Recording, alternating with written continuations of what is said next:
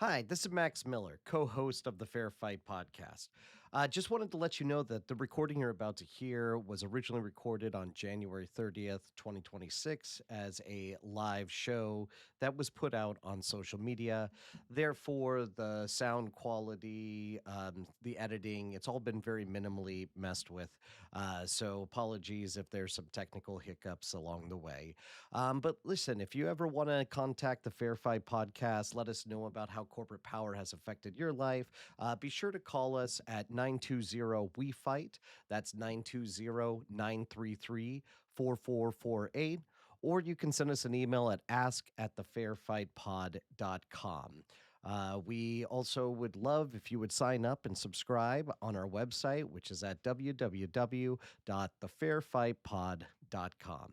Thanks for listening, and we hope you enjoy the show. Welcome to the Fair Fight with Alvaro and Max. Right now, just with Max. Alvaro will be with us shortly here. Um, yeah, it was funny. We were just doing a little guys and dolls dancing, and I was going to say I've been watching recently. Some of it's called Somebody Feed Phil. It's a travel show where he goes around and he eats at different cities around the world. But he's got this just wonderful way of doing a little happy dance when he eats something that's good. All right, you're back. I am back. I figured out the problem. It was on my side.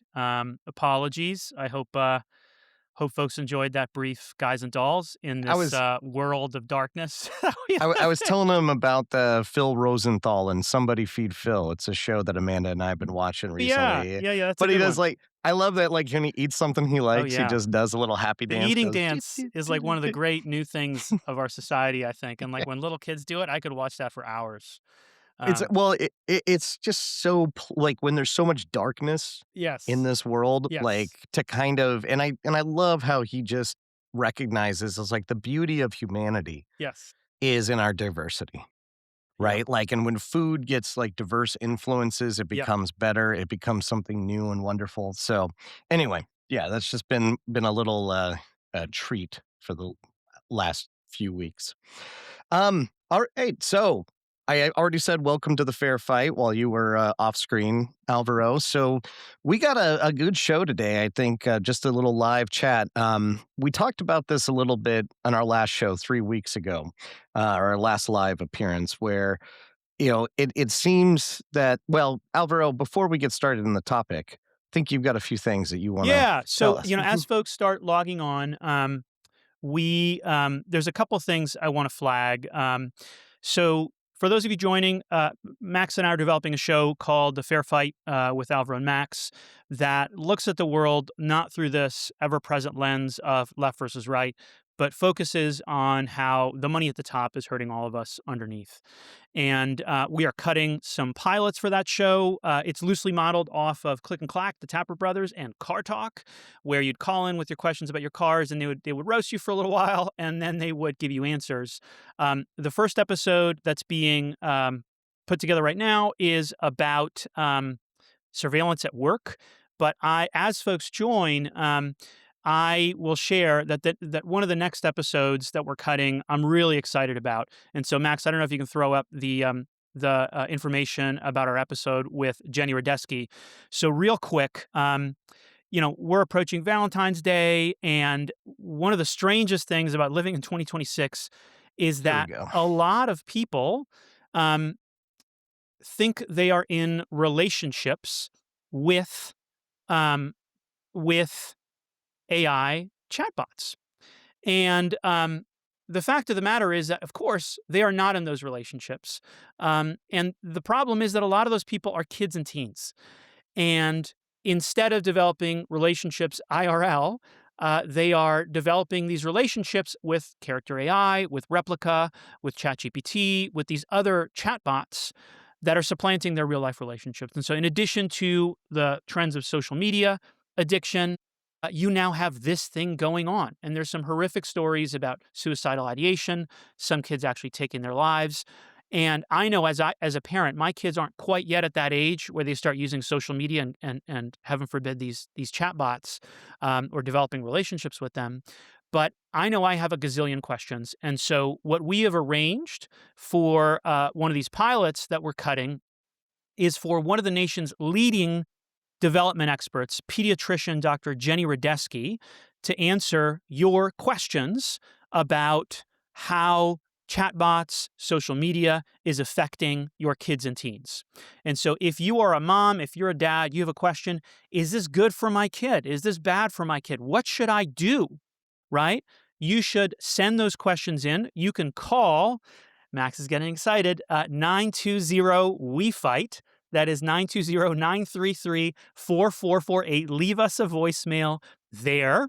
Or you can submit it through, record it at thefairfightpod.com. There's an easy way. You just click a button, record your question. And Dr. Radesky is going to answer as many of those questions as she can. And so we will push this again at the end of this episode. But again, you're a mom, you're a dad, you have questions about how, what to do about your son, your daughter, having these extended times on social media, extended times with these chatbots, thinking their boyfriend, their girlfriend is a chatbot. This is a real thing, folks. Thinking they have sexual relationships with these chatbots. Again, this is a real thing.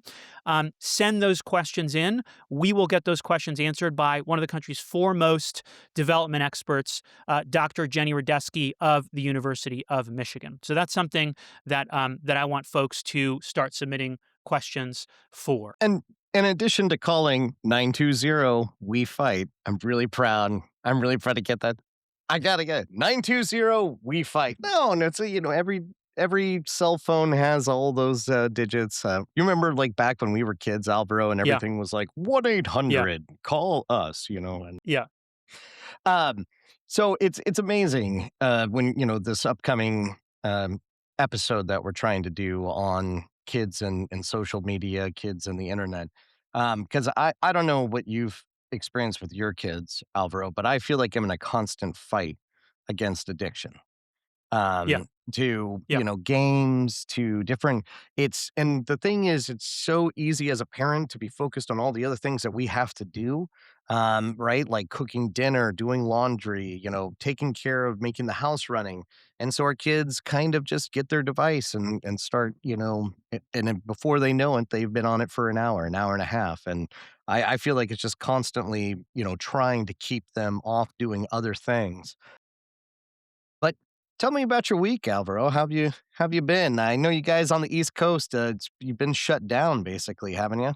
So as we get folks to log on, we are uh, in not day one, not day two, not day three, not day four, but day five of every single public school in Montgomery County, Maryland, being shut down due to this snowstorm, and it's every bit. How many inches did you all get? Because like, I mean, I'm out here in Iowa where we regularly get like Yeah, 6, well, 7 inches of snow. we're not Iowa, man. Yeah, I know. We're not Well, it's like Minnesota either. We're Maryland, and we got 8 inches or so of like powder.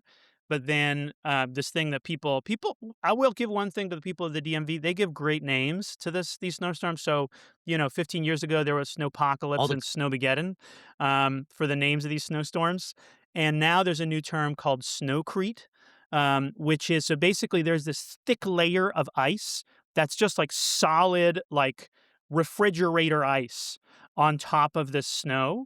So unless you have a metal snow shovel, and like literally, I was out there with a hammer breaking up this it's ice to get gotta get my. a chisel, Yeah, chisel I everything in there. actually will get a chisel because there's a patch of ice that's not getting on there. But yeah, Well, man. So no, day that we 5 of get no school, day day 5 of no school. And so I added it up last night as I was about to go to bed. We have, since December 23rd, I think it is now January 30th. I think we've had 14 days of school is what we've wow. had since since December since Well, December what's 23rd.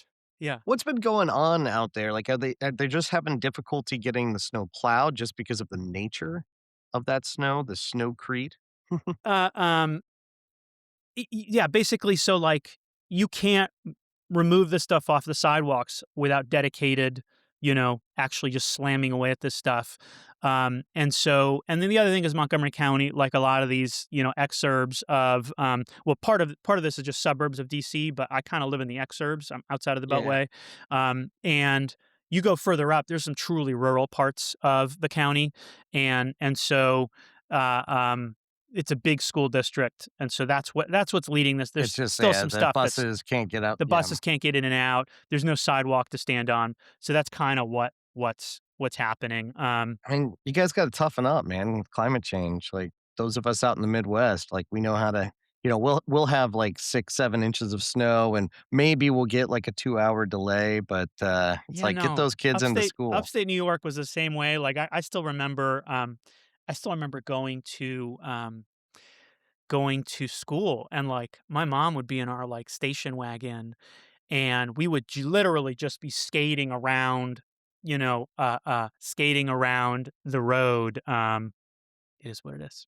Yeah. Well. But Well, should we get started Just talking about? Oh, well, go ahead. Tell me. I wanted to tell you a little because it's funny also with weather. Yeah. Amanda and I we went to the Iowa State basketball game last night. This was Nice. actually my Christmas present. Oh Is my she knows gosh. that I enjoy live sports, so Yeah. she got me tickets to go. It was Iowa State versus Colorado. Iowa Yeah. State just destroyed Colorado. It's pretty great. That's awesome. But I got to tell you, I'm a lucky guy when it comes to college sports this year because in basketball, my 3 teams that I follow are Nebraska, where my parents went. They were until this week were undefeated. They're, top 5 team in the country. Uh, Florida, who won the national championship last year, Yeah. and they're going on gangbusters. And then Iowa State. Like if I'm cheering for an Iowa team, it's going to be Iowa State. And it looks like all 3 of them are potential like Elite 8 Is teams that this right? year. So yeah, Remind me so your I'm like connection to Nebraska, Max. I always my forget my this. parents went to Nebraska. Well, my Got it. parents grew up in Okay. Nebraska City, Nebraska, the home of Arbor Day. Yeah, and I don't know if I've told you this before, but my grandparents ran a bowling alley in Nebraska City for like No. 50 years. How did I Yeah. not know this? Yeah, no, I'm from bowling. So my dad was on the University of Nebraska bowling team. That's awesome. Uh, yeah, so it's My like I got kids are budding Wii bowlers, just so you know. Like, That's a great my game. son just crushes it on Wii bowling. On like OG 15 years ago Wii bowling with that really peaceful music in the background, like da da da da. I mean, I will say that is like Nintendo does game music right. Like it is. I could leave that stuff on in the background and just chill myself out in a dark time, such as the one we live in. But that's awesome, But dude. from the light music to the very dark, From dark the topic Nintendo Wii bowling music to to this. the transition Ah, to the deportation industrial yeah, complex. yeah. So, Alvaro, why don't you get us started? Yeah, What is the deportation industrial? so look, that's a big word that me and Max came up with to describe the fact that what you are seeing on the street, folks, isn't just brutal. It is also big business. And I don't mean big business like $100 million business, $1 billion business. I mean a $170 billion business. Just this morning, last night, the Financial Times came out with an essay pointing out that $22 billion is flowing into the private sector as a result of this ramp up of mass deportations from ICE and CBP.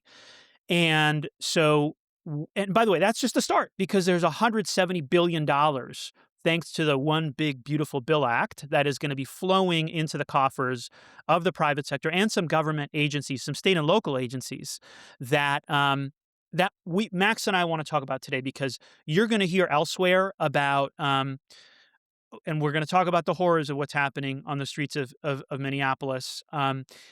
But I don't think you're hearing enough about how people are getting rich, about the scope of the ICE dragnet in terms of the technology being used, and how, yeah, Palantir, people know about Palantir. Palantir leans into that bad boy, persona of like, oh, like we do the tough jobs that no one wants to talk about, like the few good men, you don't want to know the truth type stuff. But there's all these boring businesses. They understood that was like the villain, Yeah, right? they lean In into The it. Few Good Men. They lean into understand it. that? Well, no, they lean into it. They go for it, but, like, what I want people to walk out of this live, I don't know if that's the right metaphor, but what I want people to understand is that, yeah, Palantir sews together the data, at the end that helps ICE and CBP do what they're doing. But all these boring businesses that you have heard of, that you interact with on a nearly daily basis or hear about, businesses like Deloitte, this business consulting firm, businesses like LexisNexis and Thomson Reuters, any lawyer, we got a whole lot of lawyer friends. I suspect maybe a plurality of people listening to this are lawyers. The companies you use for legal research are involved in creating the databases that ICE uses. And lastly, companies. So I worked for 5 years for the people of Minnesota. I worked for Al Franken, Senator Franken, for 5 years. 3M, which a lot of people don't know stood for Minnesota Mining and Manufacturing, openly supported the One Big Beautiful Bill Act. So today we're going to talk about the big business of those deportations and how these boring businesses are helping ICE do what it does. Okay, and so that's what we want to talk about today. So real quick, like, let's start with the scope of ICE's reach into our lives and the money that we know is flowing into these companies that ICE pays for to surveil the American people. And so the first thing right off the bat I want to point out is, like, it's obviously true that ICE is targeting not just the quote unquote bad hombres, the violent criminals, that Donald Trump said he was going I to forgot he said go after. bad I mean, yeah, hombres. we forget this I stuff, totally but, like, they have a dragnet that includes, the driver's license data of 3 in 4 adults. They can access that data. Often they can run face recognition on that data. They can find you through your utility records. 3 in 4 adults. Okay, they can find you through your utility records, and they can track people's driving. You can track your movements for 3 and 4 adults in cities home to 3 or 4 adults. So just let me take a step back. ICE can track your driving for cities that are home to 3 and 4 adults in this country. Where you drive, where you live, your face, all of this stuff is stuff that ICE had access to 5 years ago. So they have even more of this stuff. And if I could, I just want to walk people through one of those paths of data. So, and actually, Max, could you throw up A1? Yep. A1 or A0? A1. So all of this, by the way, is from a wonderful report that I am biased because I built a team that wrote it. It's called American Dragnet, and you can access it at americandragnet.org. It's from 2022. And why am I talking about a 2022 report in 2026? Because I know the work that went into this, and I know that I's were dotted, T's were crossed, and this is a conservative look at just one part of the ICE, like, vendor ecosystem. And so, again, I want you to look at this and understand this is just, a historical look at part of the spending, but I want people to understand these trends. Okay, so again, americandragnet.org. It was the result of FOIAs. It was a result of we trawled through ICE's contracts, both by hand, and then this is my favorite. Max, we had someone who trained an AI to detect these surveillance contracts, and it surfaced them, and then we verified them. And this is how we got this data. But what I want to point out is the trend line and also the amounts of money that were involved in the last administration. So to be really clear, I am talking about stuff that happened during Obama, during Trump 1, and then during the start of Biden. Okay? And so what you see is like $1.2 billion being spent on geolocation technology over this period. You see all sorts of money being spent on data brokers, on government databases, on wiretapping, on data analysis. And let me just tease out one of these streams. And so you have here like $2 billion. You see how the trend line goes up. I promise you, and we know from the Financial Times reporting from last night, the trend line just explodes, right? And so let's talk about how ICE finds people through your electricity bill, your water bill, etc. Can I Please jump in. before you go, do you want me to go the next Yeah, thought if you could or go to the yeah. A2 and then Now get in there. Yeah, yeah, but I wanna okay, so, something eh, something I was involved in when I was with Skadden Arps yeah, that I've always regretted yeah. and really hated that I did it. I There didn't was know an this. amicus brief that I filed with, Mike Scudder, who is now on the Seventh Circuit Court of Appeals, in the US v. Jones, um, case. Do you know US v. Jones, Mr. You should tell Privacy people what it Man? is. Yeah, Yeah, so Mr. US v. Privacy. Yes, Jones, it was, that's I didn't know that we had this connection, but, I didn't know either. yeah, no, and I did a lot of the research on that, but this idea, the idea that it is not an invasion of privacy to have aggregated public, information, and it always reminds me of an anecdote. I don't know if you're familiar with this one when, Antonin Scalia was sitting and saying, "Oh, really, this isn't an invasion of privacy. Like, if the government takes all these public pieces of information and Yeah, puts it together about who you are as a yeah, person, that's yeah, you don't have a reasonable expectation in privacy yeah, in that aggregation of information." yeah, And then a couple of law students who were listening to it at the time were like, "Okay, well, if that's the case, Mr. Scalia, we're going to pull together all the public information about you and put it out there." And they did, and he threw a shit fit. And it's like, and I think it's like this total cognitive yeah, dissonance that yeah, people have, that it's like, oh, it's yeah, perfectly fine for us to pull all this together to put it, but nobody wants that kind of dossier on yeah, them existing out there. So anyway, yeah. I've just, but I No, people should look up USV Jones and the absolutely. effect of that on this kind of dragnet Yes. capability. And that's what it is. And so if you throw up A2, I want to make this really clear because you're good. Because some people think that like, oh, ICE, if I, I'm on the right side of the law, if I'm not an immigrant, if my papers are right, ICE doesn't really have anything to do with Papers. me. And you this could not be further from the truth. And so and I don't know if you can maximize that or blow that up so people can see this a little bit better, but and it's okay if you No. can't, no worries. So Maybe there's so a if you way, if but you I'm not technically that's advanced okay. yet. If you take your screen and you just go like this, you just go like that. Not you, but the people listening. You'll see. So, like, here's the thing about ICE surveillance. So, for a while, they just used criminal databases, but then they wanted to find everyone. Oh, you're doing it, man. Yeah, I And figured so that. and so, what started to happen is, so let's say you wanted to be off ICE's radar.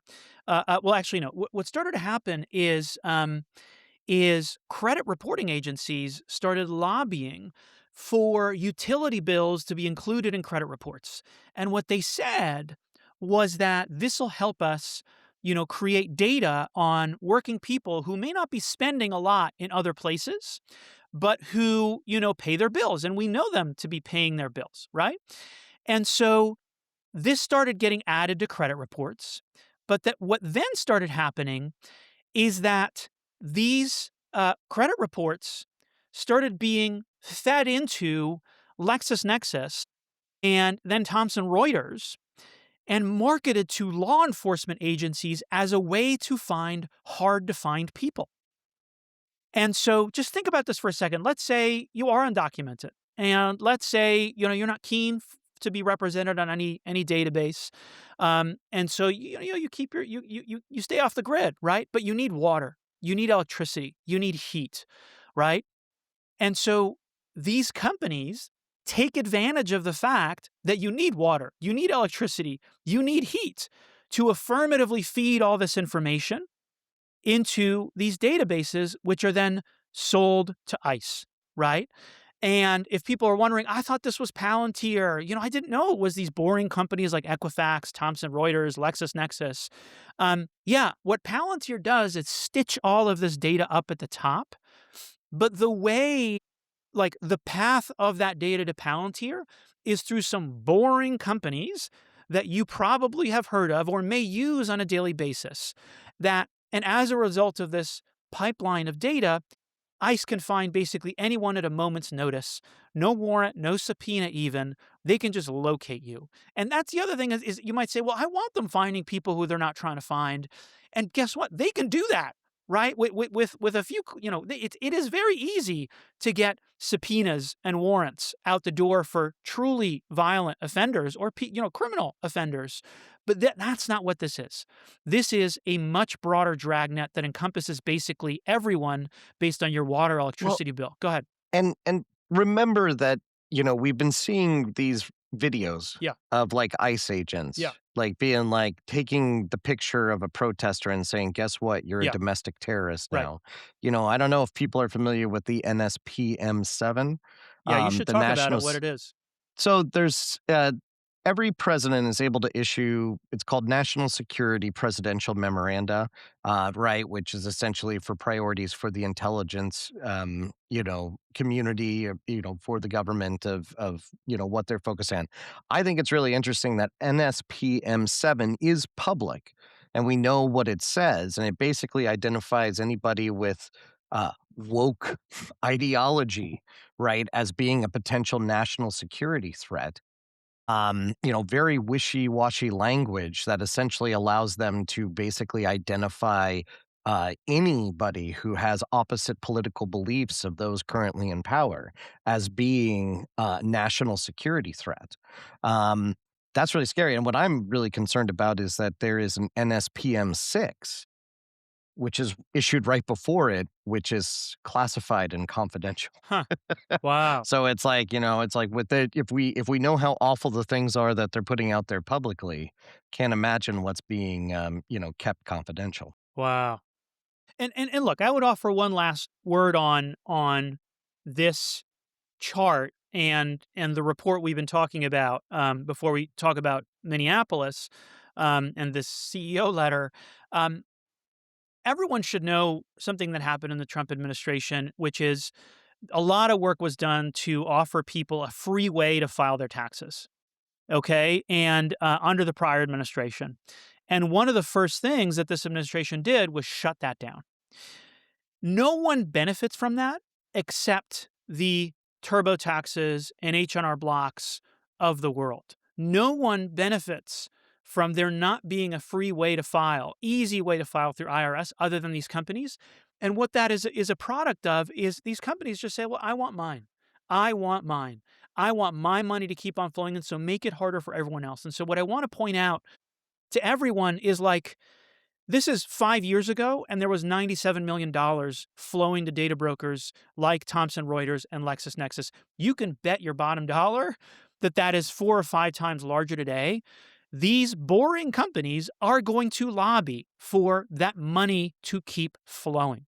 And so whatever you see, Hakeem Jeffries, Chuck Schumer negotiating, you need to understand that these companies are going to be doggedly working behind the scenes to say, well, actually, keep our contracts live. We're not the bad guys. We're not there on this out there on the streets. And so They absolutely are the bad guys. for the They first are the time, you have a consensus among people on the left and a heck of a lot of independents and some people on the right that this agency is out of control. But what DC is going to DC, and these lobbyists for these companies that make a pretty penny off of ICE surveillance and ICE mobilization and ICE's and CBP's brutality are going to lobby for them to keep theirs. And so that is something people need to understand and watch for. It's not just Palantir, it's these boring companies, and they are going to lobby to keep those flows of money going. That you mentioned the tax filing, and I don't think people are sufficiently angry about, Yeah, how awful yeah, that particular that's right. corporate handout was. I lived in Britain for a while. Yeah, You know, I yeah, didn't really have to file taxes in Britain yeah. because they would send me Right, a little right, document right. that said, "Okay, this is your taxes this year. You're like, we took this amount, from you. Here it is. This is your record." Basically, it's like, here's your tax return, what we get back from accountants or, from these, online, you know, low discount tax filing services. Britain, the government just provided it to you, Yeah. and you didn't have Yeah. to, spend weeks putting all your stuff together. Um, anyway, moving on then to, this week. The CEO's letter. What is that letter? What happened? So Tell the us about it. Minnesota Chamber of Commerce, this was, I think it was right after Alex Preddy was murdered. Yes. Like, Yes. obviously, the state of Minneapolis, or the city of Minneapolis and the state of Minnesota, many people are angry about, ICE being on the streets, the way that they're conducting these raids, the way that they are, disrupting, you could say, like, the peace and harmony of the state. And so a bunch of Minnesota corporations got together, and let's be, Minnesota is a very economically advanced state. Like, Yes. I mean, I Yes. think Americans like think it's just a bunch of people up ice fishing or No, no, whatever up no. there, Yeah. but it's like it has been. I mean, United Healthcare is based in the state of Minnesota. You mentioned 3M already, Land O'Lakes, Hormel. Um, we've, Winnebago, Alvaro, I just want to know because earlier this week you told me it was a Minnesota company, and it is. Its headquarters are based in Minnesota now, but Winnebago, just so everyone knows, is named after Winnebago County in Iowa. It was started out as an Iowa company, but then moved to Minnesota. But anyway, this open letter from CEOs of large Minnesota-based companies and associations was sent out. And look, I'm not going to read the letter to you. You can go find it online. Suffice it to say, this is as weak sauce in the face of what is happening in the state of Minnesota that companies could do. And now maybe part of it is just that they had a bunch of companies that were like, we're just not sure how we want to do it. So they, we've all been through that. Alvaro, I know you've been through it, where it's like language gets watered down, so that everybody can kind of be on the same page and say the same thing. But what we thought was interesting was that David Dayen and the American Prospect, and I'm sorry, the second author on that I think it article, was Alvar Courtney Curry Wimbish. And Courtney I think she was the Curry. lead She's author. the lead. Yes, Courtney Yeah, Curry and then Wimbish. Yeah. they put out an excellent article this week noting what exactly these companies have done to bring about this surge in ICE funding. And do you want To to the throw up I the okay, got it. Because I right. Here are the signatories to the open letter. And in this particular graphic here, we have two circled. One is 3M and the other is Winnebago. And these two companies actively, publicly lobbied for the passage of One Big Beautiful Bill Act. Um, in fact, these two companies had their endorsements of it posted Right. on the White House website. Yeah. It was something that Trump trotted out. Now, it's funny, Alvaro, when you posted a more advanced one of this, I saw that somebody commented on your thing, and they said something to the effect of, "Oh, well, they weren't lobbying for the ICE funding." And I just want to point out that, my God, Well, this people is what need. trade associations are for. I mean, so people may not realize this, but like the reason trade associations exist is for a group of companies to be able to lobby and push for certain positions that their name brand doesn't want to be associated with. So basically what you're go ahead. Well, I just want to note, it's like, you know, I don't care. Right. I don't care if you did it for Right. tax cuts, Right. right? If Right. that was your primary motivation, because it's still evil. It is evil to support something that causes evil to happen, even if you're doing it for a different reason. And, too many Americans, I think, have gotten to this point that they think it's like, oh, well, it's okay that I participate in evil because I'm only doing it for this reason over Yeah. here. Yeah. And it's called cognitive dissonance, right? Like that it's like you support something that you know to be bad, but you do it because it's like you've got a self-interest. So now these, you had mentioned the trade organization. So the first two, 3M and Winnebago, they were out there with their name being like, yeah, one Yeah. big beautiful bill. This is Yeah. great. We Yeah. love it. And then these in orange, they hid behind a trade association. Now, some of these were executive members of the trade association, meaning that they were directly involved with issuing the support for, one big beautiful bill. Other ones were just, stated members, of the trade organization. So these companies have their hands And can dirty. you read them? Because there Uh, might be folks just listening. oh shoot, That's yeah, okay. you're Why don't you go to absolutely the next you're one, and then you can provide the summary of who's on the screen. yeah, that sounds great. Yeah, apologies to those that are just listening here. We, kind of have these mixed formats with um, the online video where people can see these graphics. Just so everybody knows what we're looking at that is listening here, we have a list of the companies that signed the open letter from the Minnesota business organizations Calling um, for uh, de-escalation. calling for de Yeah. escalation. So, this, I'm going to actually go to the next one because it has everybody on it. Right. Yeah.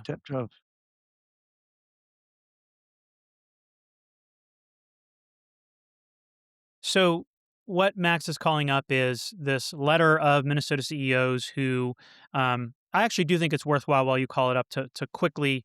The letter makes no mention of the killing of Alex Peretti. Instead, it uses this very milquetoast language to say the recent challenges facing our state have created widespread disruption and tragic loss of life. It is, and it continues, and that's the kind of the strongest thing it says. While the streets of Minneapolis and Minnesota are being torn apart, but why don't you go ahead and talk about these companies, and then I'll offer some So, thoughts. I'm gonna list I've already mentioned 3M and Yeah, Winnebago. So the ones that actually had, trade organizations that they're members of or executive members of, you have Alliance, you have Boston Scientific, Hormel, of course, the very famous meat, processing company, Hormel, Medtronic, uh, Land O'Lakes, US Bank Corp, Target, one of the most famous organizations in the state of Minnesota, Best Buy. Those were ones that actually had those are circled in orange on our chart here. And then we have the boxes in blue around other companies, and that includes some such as Ecolab, General Mills, um, Excel Energy, uh, Mayo Clinic is on there. These, and just so you know that the blue, what that is, are companies that had lobbying reports that right they filed around this bill. around this bill, that they had Yeah. lobbied in support of it, but, weren't making public statements in support of it, but they had hired individuals to go and meet with members of Congress to let them know that, hey, this company thinks it's great. So the only wrinkle here is I actually don't think we know for a fact they lobbied in favor or against. The way those lobbying reports Oh, work, okay. yeah, the way those lobbying reports work is you just hired someone to get involved, which is why I think it's really good that they're in blue, right? Rather than red or one of those hot colors on there. But that said, if you're lobbying for something and you don't like what's in it, you usually find some way to activate your trade association or activate, some way to say, "Hey, we don't want this thing to move forward." Um, and so let me offer a few thoughts. So I worked with Senator Franken for the people of Minnesota for 5 years. I interacted with so many executives from these companies. And honestly, I didn't become, personal friends with anyone, but I had really friendly relationships with the CEO, not the CEOs, but some C-suite executives at a bunch of these companies. 3M, I did a lot of work with on intellectual property. Tons of patents get churned out at 3M. Target, the Mayo Clinic, you name it. And what I want people to understand is that if there's any group of CEOs out there that could have taken a stance against what's happening on these streets. It is this group of Minnesota companies, and yet we get this. A milquetoast statement calling for de-escalation that doesn't recognize what anyone can see on the street, right? And I think a lot of people have this reaction of like disappointment, but I want to wash that away and instead say this is a great clarifying moment. We need to stop waiting by the phone for these billionaire CEOs to call us. We need to get out of our dress, right, and walk away from the front door. No one's coming to pick us up. No one's coming to save us, right? These billionaire companies are not going to save us. The people who are going to save you are your neighbor and your small business down the street, because the difference between these CEOs' inability to take a moral stance in the face of the horror of these shootings of unarmed people in Minneapolis, while the bookstore down the street, the donut shop, the coffee shop, these places are being kitted out to be, mutual aid centers where people collect to gather groceries to distribute to their neighbors. They are taking public stances opposing this stuff. I saw a post. A friend of mine runs an aluminum company in Wisconsin, an aluminum manufacturing company in Wisconsin, issued this strong letter saying there can't be masked men in the streets of this country shooting unarmed people.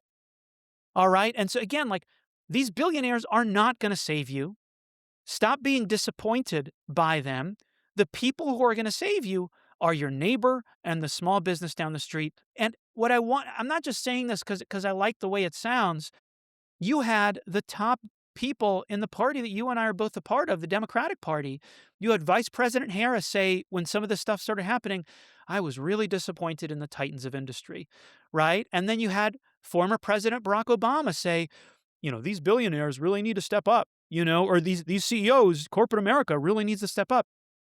And this party that probably, that a lot of people listening, are a part of, needs to stop taking their cues from the billionaire class, needs to stop thinking that the billionaire class will somehow be a moral compass on any of these issues, and start listening. You don't become a billionaire by having morality. Exactly. Exactly. Right.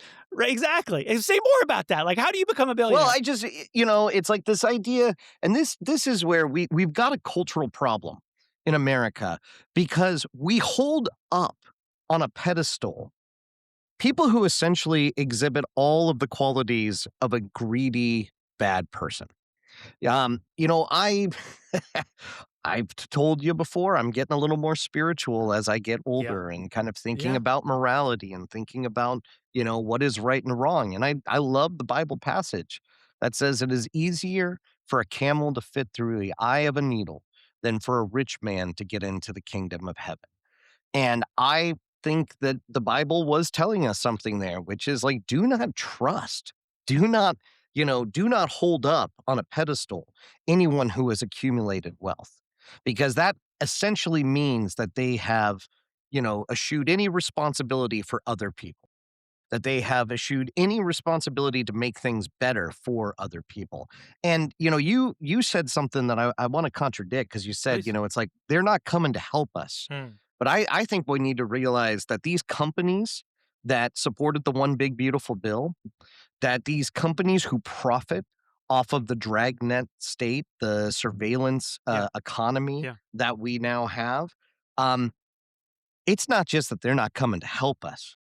They're actively working against us. They are actively working to undermine the freedom of the United States so that they can get a tax cut, so that they can make a little more money. And to me, that makes them the enemy. I mean, I just like to know for everybody that, in Minneapolis, they have called for a general strike. Yeah. Right. Today. Yeah. Today is, no school, no work, no spending money. And I think that that's the one that most people can actually partake in, right, is to not spend money. And I just want to, say it's like if we're not going to spend money, let's just make sure you mentioned how some of these small businesses are, working together to try to Yes. provide relief to people. Yes. It's like you can spend your money, but spend it with your local Spend it at a community. locally owned business. Yeah. And But yeah, go ahead. the least you can do is cancel your Prime membership for Right. crying out loud. And let me say, they're calling for a general strike, and they're also a lot of people are starting to say February, don't, log off of Prime, log off of Amazon, log off of ChatGPT, log off of don't buy any Apple products, during February. And let me say, I actually come at it a little different. And for me, it's an even stronger indictment, what I'm going to say, which is, you say they're actively working to undermine us, and absolutely some companies are, right? You look at the Palantirs of the world, you look at the Deloittes of the world, they are making literal billions of dollars off of this mass deportation, this deportation industrial complex. But I think so many of these other companies are something much worse, which is they are indifferent. They are Yeah. indifferent to the pain that they are facilitating, helping along, by endorsing this legislation that might throw them a tax cut here or there, that might throw them a contract here or there, but that in Throw them deregulation, throw in deregulation, but that less accountability for their but that actions. makes the people that they call their customers completely miserable. I think indifference, is far worse because it's so much more pervasive than, yeah, there are some companies that lean into that, I'm the bad guy, I'm the one who knocks, persona of Palantir, little I'm Breaking the Bad one who reference, knocks. right? So like there is that narrow subset of companies, but I think so many of these other, billionaire companies are much worse in that they are indifferent to the well-being of the people they serve. And let me just reflect on how different this was you know, on the way some of these executives saw themselves even, 30, 40 years ago. 30, 40, 50 years ago, the difference between the lowest paid employee and the CEO of that company might be 100 times, right? Now it's like 1,000 times or 10,000 times. I remember when I was working for Franken, there was a staffer, Senator Franken, who lived in a town, in the exurbs of the cities of the Twin Cities, and we were driving through this super normal neighborhood. And Max, she pointed to this house, this super normal house. And she said, "You know whose house that is or that was?" And I said, "No, obviously not." And she said, "That was the CEO of General Mills's house." And I was and I mean, it may not be the General Mills CEO, but it was an example. One of these name brand, Best Buy, Target, one of these name brand Minnesota companies. I was like, "What are you talking about? Like, that's a normal house." And she said, "Exactly. Minnesota is a really egalitarian place. It has this beautiful aspect of its culture where people really care about their neighbor, and they look down upon these ostentatious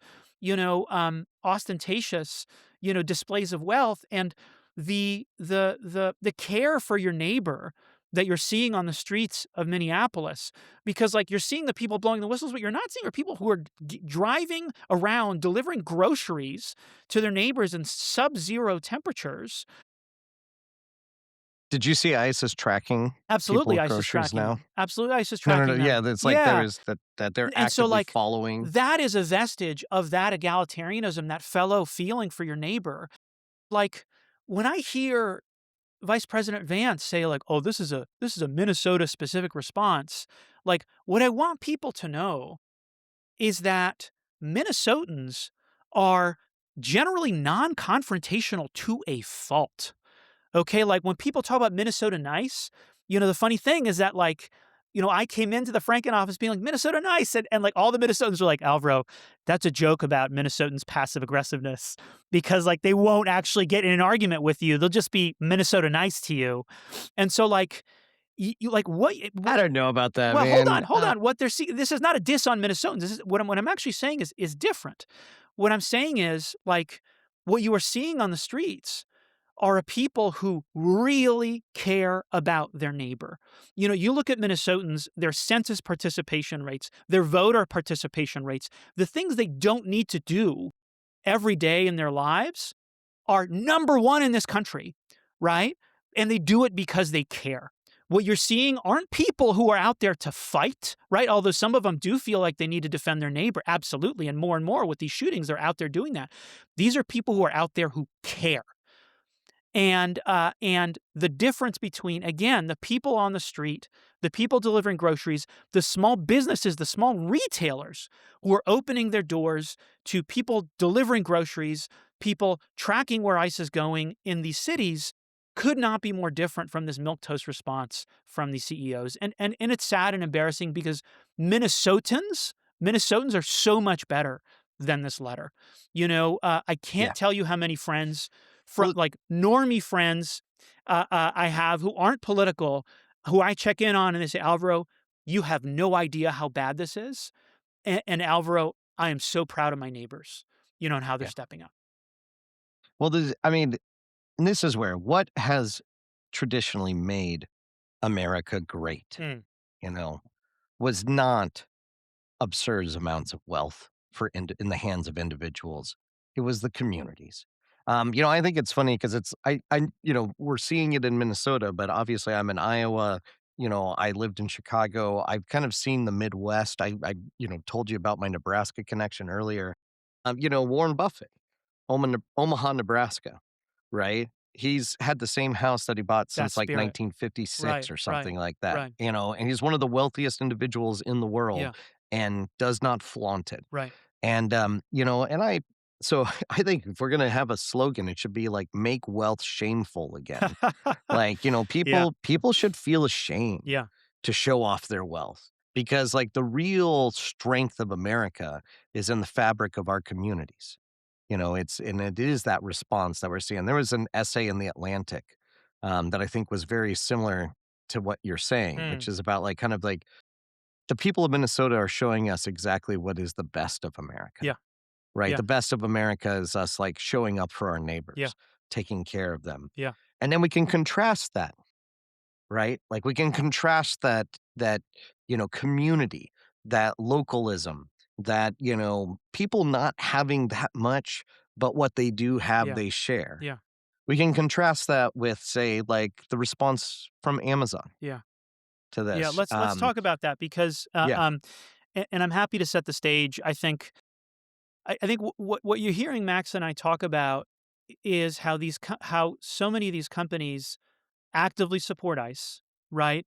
Or they're just out there to get theirs, and they don't care if what they're doing, lobbying for the One Big Beautiful Bill Act because of the tax breaks in it. They don't care if that flows $170 billion into ICE and the CBP coffers. They're indifferent.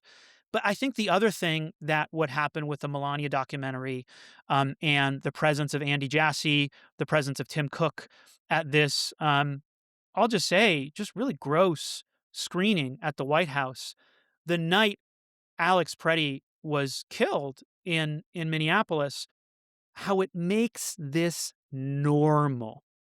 This is what I want to talk about. Like these CEOs acting like everything is fine, putting on black tie, putting on a tuxedo. Like I want people to sit with this.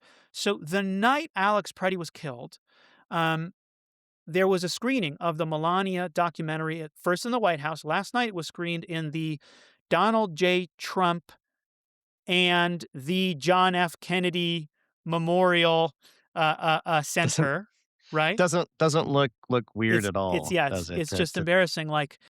But I've worn black tie a couple times in my life. Let me tell you, it takes a lot of work to wear a tuxedo. You have to get on the tuxedo. There's all these things here, and yeah, there you go. The Donald The J. Trump Donald J. and Trump. the John F. Kennedy Memorial Center. Like It's just slapping it, so much of this slapping it picture on is top just a of it, great, yes. yeah. But anyway, so there was this screening at I can't look at this anymore. Take that. out. I've uh, got um, alright. so that It's like night, you have Tim Cook going to the White House, right? Mr. Preddy is not in the ground yet.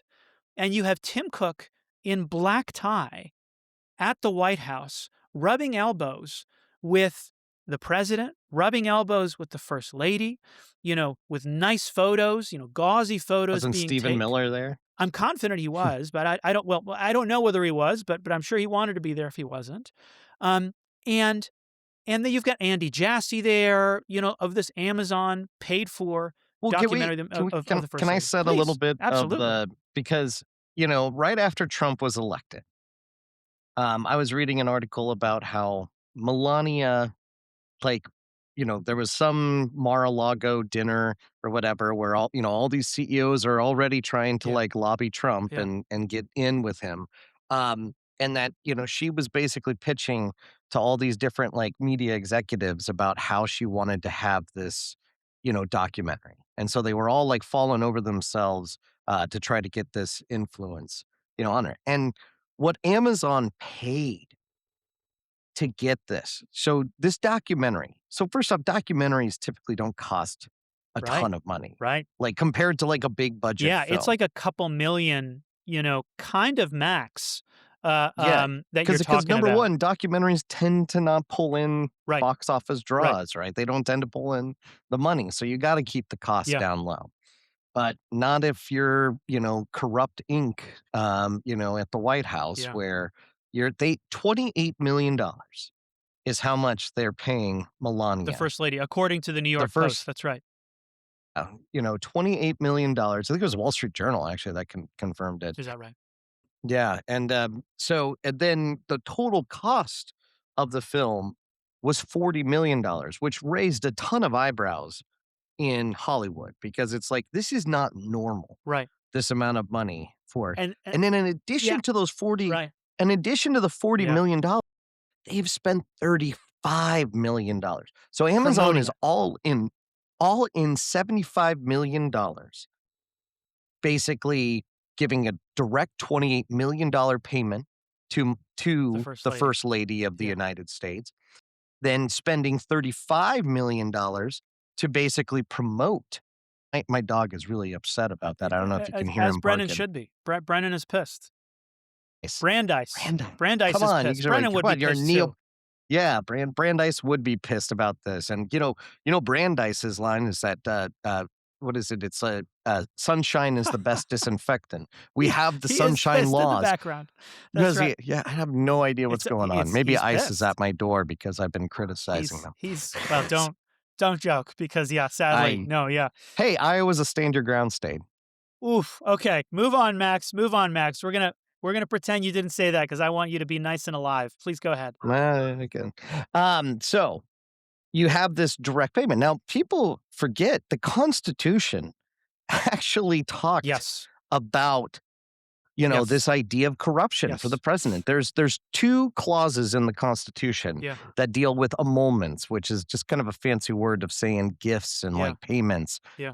One is in Article 2. That's the domestic Yeah. emoluments. It's basically that the president shall receive no salary other than what he gets for Yeah. being the president. Yeah. And then it, prohibits specifically states trying to influence him, right? But it's like we should certainly be looking at the spirit of that in the Constitution. That so what we're fine with private companies, giving money directly to the president to try to curry favor with him.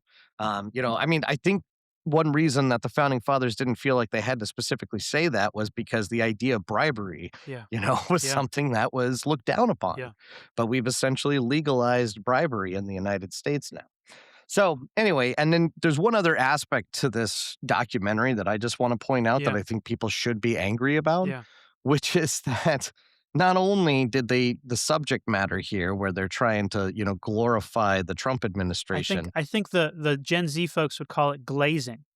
It is a glazing. The, glazing of the first lady you and the Trump you are administration. so much hipper than I am, I just Alvaro, and affirmatively I think seek out the Gen Z slang, but yes, it's a glazing. It's a glaze. It's it's a $75 glazing. million glazing and a bribe. Yes. Bribe is another word to use. But the director, Ratner, Hmm. who they hired, do people not remember who this person is? I Like this is actually in didn't. I 2000, didn't. Yeah, go yeah, ahead. 2017, he was accused of rape, okay? And then in addition to being accused of rape, he was accused of multiple women in Hollywood coming forward about sexual assault and sexual harassment. One is Elliot Page. Is that right? That he apparently outed Elliot Page as being gay, probably because but this was before Yeah, yeah. it's him now, but used to be Ellen. Was it Ellen Page? I even forget I'm what not the dead sure, but name right. is, Yeah. but like apparently like he made an advance on him Page. Yeah.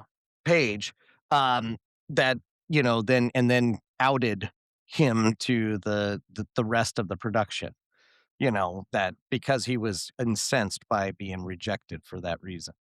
So it's like this is an awful human being, an absolutely terrible human being that so not only is Amazon glazing the president and the first family here, Hopefully we're using they're that right. also Yeah. trying to smuggle Yeah. back into, the Hollywood. This guy was blacklisted in Hollywood. And, now they've given him a bunch of money. And I think they've greenlighted other projects for him too. So anyway, the rot at Amazon Yeah. is clear. Yeah. And and Mhm. and, and let me just add the $75 million documentary for the First Lady, where the First Lady profited to the tune of $28 million, was just a part of the Amazon payments into the Yes. Trump administration. And then Max and I, had a front seat to where this is going when we were at the Federal Trade Commission. So $75 million was the payment for the documentary. Again, a grotesque sum of money for a documentary, unheard of, right? And the substance of the documentary is actually it helps people understand when this was paid, because this was all recorded in the run up to the inauguration. So it just couldn't be clearer. You're about to have power. Here's $75 million, in kind or directly. And we want to be on your good side. What else did they do? Amazon gave $1 million the inauguration.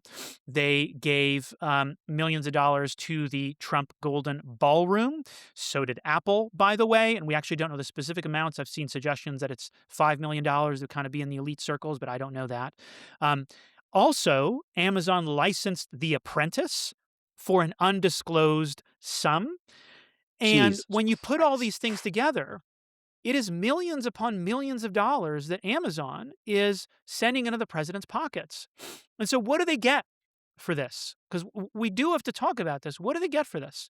So, among other things, Amazon warehouses have an injury rate that is 2 times industry normal. Even they have 150% turnover in a year, and that is a clunky way to say if you start on an Amazon warehouse on January 1, by December 31, everyone at that warehouse, it's the equivalent of everyone at that warehouse will have left, and then half of the new people will have left as well, because it's so brutal on people. The drivers, the DSP drivers who Amazon claims they don't employ, but who wear Amazon vests, drive Amazon trucks, are told where to go, when to go, how to go by Amazon Inc., right? They have to pee in bottles because they don't have time to take breaks. They also have higher accident rates because they're pushed so fast, so hard. The guy in charge of safety at Amazon during much of Is this was a guy named David Keeling. He now is Where is he now? he's now the Where's head he of the now? Occupational Safety and Health Administration. What a True story, shocker. folks. Thing number one. Thing number two is this.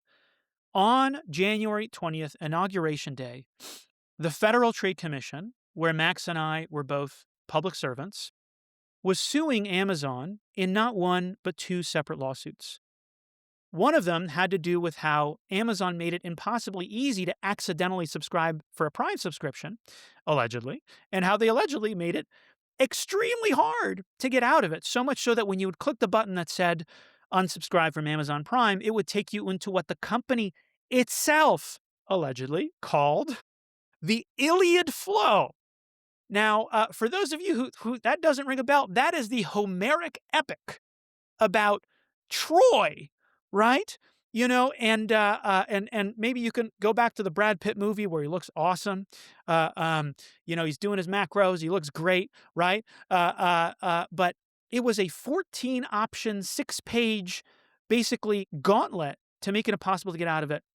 We were suing them in not just that lawsuit, but in a separate lawsuit alleging that they were bilking the small mom and pop sellers on Amazon of all these fees. They were taking up to 50 cents on every dollar.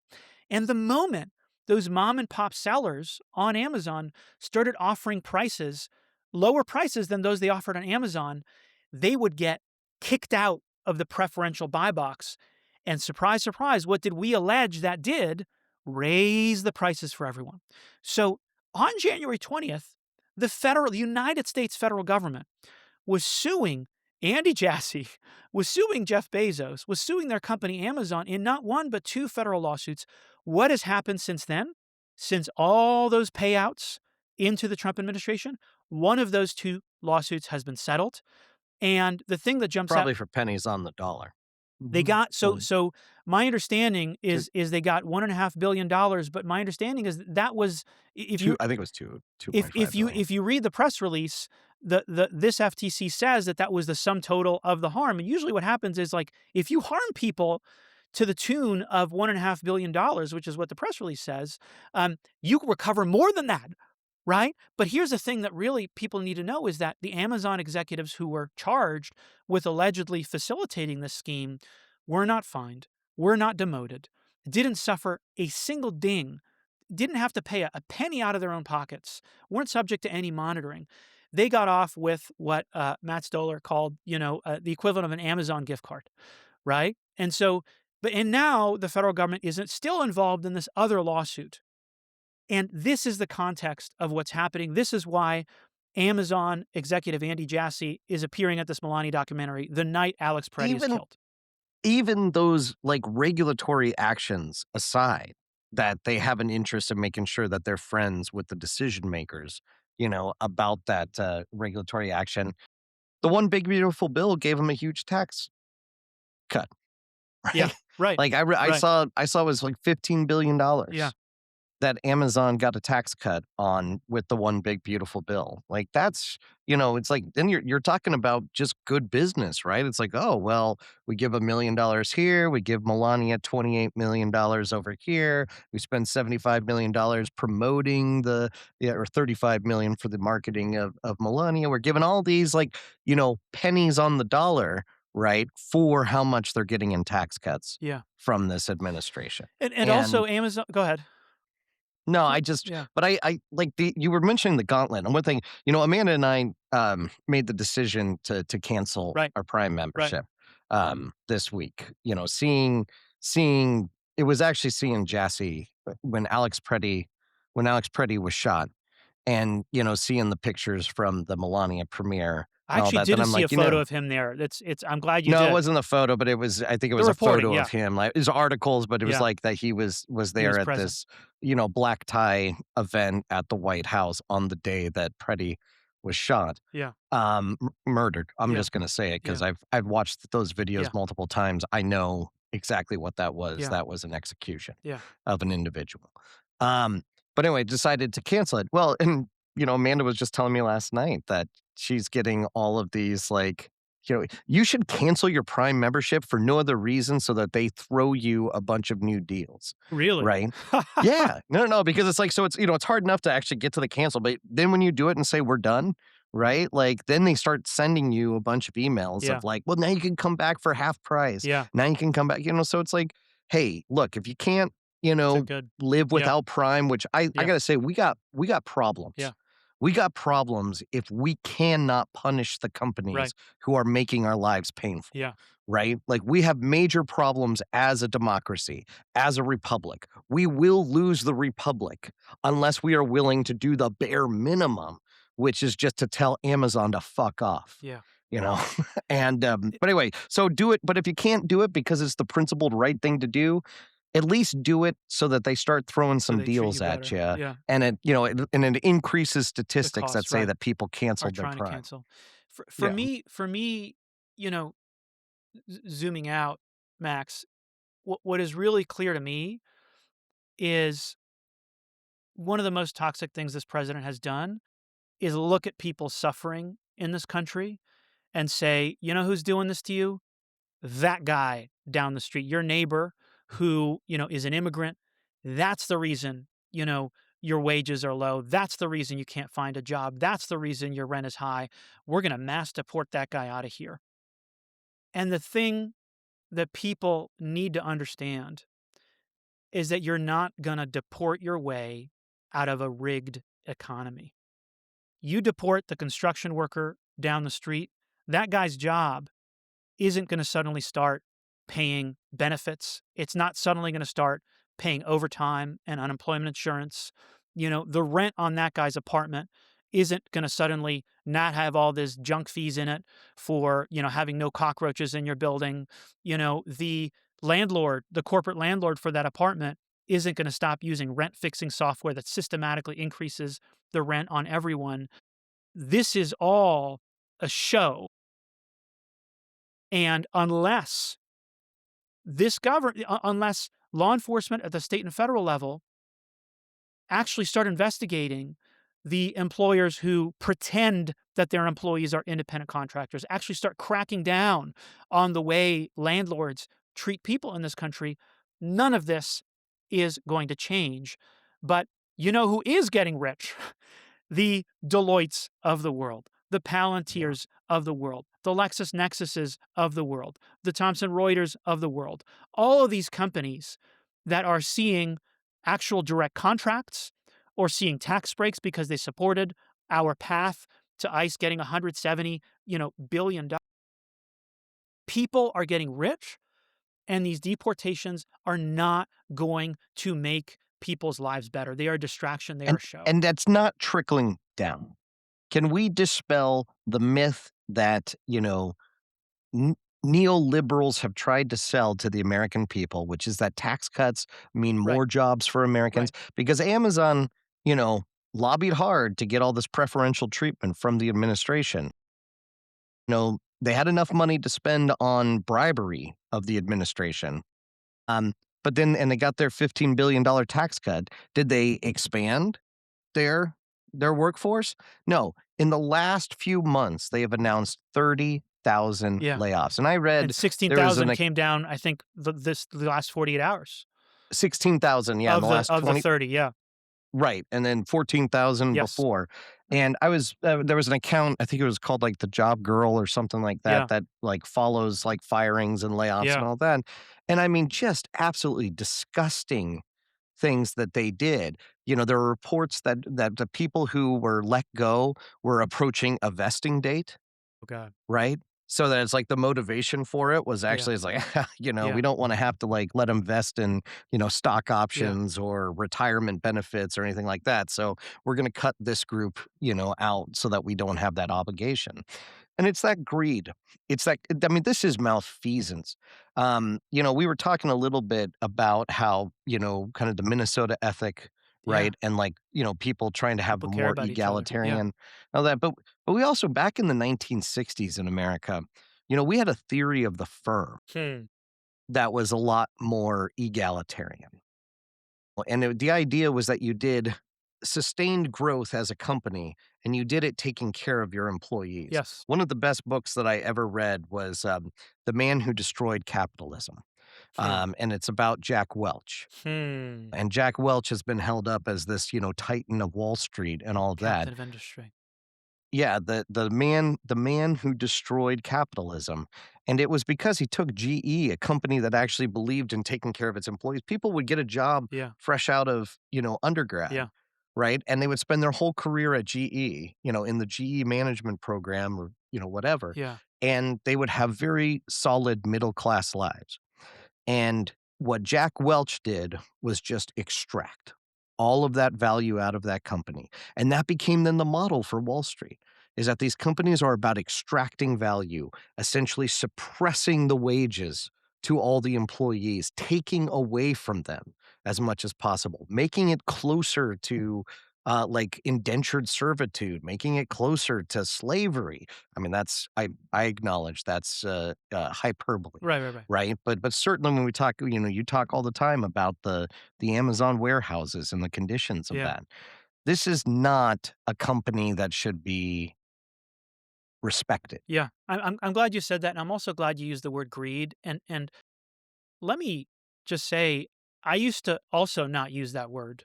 Um, I used to not use that word before I went into the Federal Trade Commission, before I became a commissioner, because I think I had a certain vision of companies where they were like, yeah, there's some bad apples, there's some good apples, and I don't want to use such a strong word in the context of these companies. And let me just say, I'm honestly, I find it really sad. When I went into FTC, the thing that you start seeing is you start reading the text messages, and the memos and the documents. And I'm not going to describe any Be substance to careful. them. Be No, no, be yeah, yeah, yeah, careful, yeah. I'm but not. I'm yeah. not describing any substance. But when you are in law enforcement, you see, you know, um, you look under the hood, and what I saw makes me want to use that word.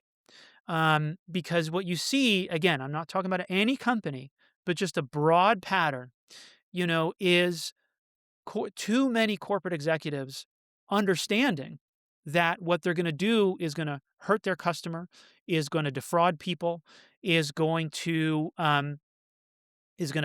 crush the competition not by outcompeting them, but by tilting the playing field, doing something unfair, and they just do it anyways. And it really changed the way I look at billionaire companies, for the worse. And honestly, it made me look at small business in a completely different light. Because what I saw when I looked at small businesses, when I would visit them in person with you, with Catherine, with other people on our team, is people who were plugged into the day to day of their communities, who would be comfortable with a narrower margin if it meant making sure their neighbors got fed. How many times did we meet with grocers who said, like, oh, yeah, I'm doling out gift certificates the second half of the month because people run out of money?